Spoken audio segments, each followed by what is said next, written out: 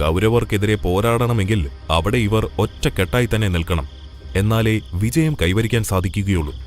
അതുകൊണ്ട് കുന്തി തന്റെ ചിന്തകൾക്ക് എതിരായി ഒരു തീരുമാനം കണ്ടെത്തി. ദ്രൗപദി, നിങ്ങൾ 5 പേരുടെയും ഭാര്യയാവണം. തങ്ങളുടെ മാതാവിന്റെ ആ തീരുമാനം ഞെട്ടലോടുകൂടിയാണ് അവർ കേട്ടത്.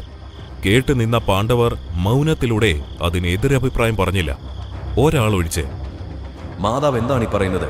നമ്മുടെ സഹോദരന്റെ പത്നി നമ്മുടെ സഹോദരിയാണ്.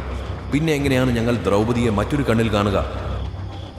ഭീമ, അമ്മ പറഞ്ഞതിലും കാര്യമുണ്ട്. ഇതെല്ലാം കേട്ട് നിസ്സഹായതയോടെ ദ്രൗപദിയുടെ കണ്ണുകൾ നിറഞ്ഞുകൊണ്ടേയിരുന്നു.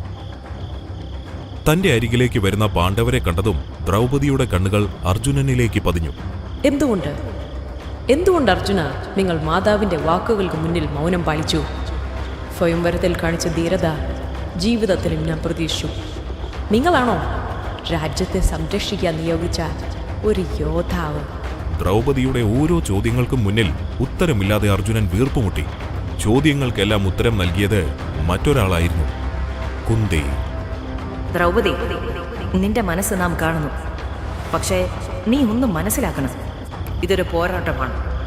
കൗരവർ എന്ന വൻ ശക്തിക്ക് നേരെ നമ്മൾ നടത്തുന്ന പോരാട്ടം 5000 പേർക്കെതിരെയുള്ള 5 പേരുടെ പോരാട്ടം. അവരെ ബന്ധിപ്പിക്കുന്ന ഏറ്റവും വലിയ ആയുധമായിരിക്കും നീ.